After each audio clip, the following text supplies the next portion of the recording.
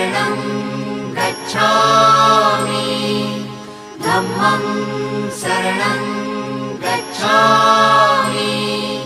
संघं शरणं गच्छामि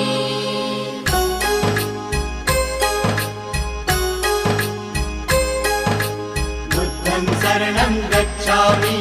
धम्मं शरणं गच्छामि संघं शरणं गच्छामि। त्याग मूर्ति तू शांत चित्त तू योग रूप संसारी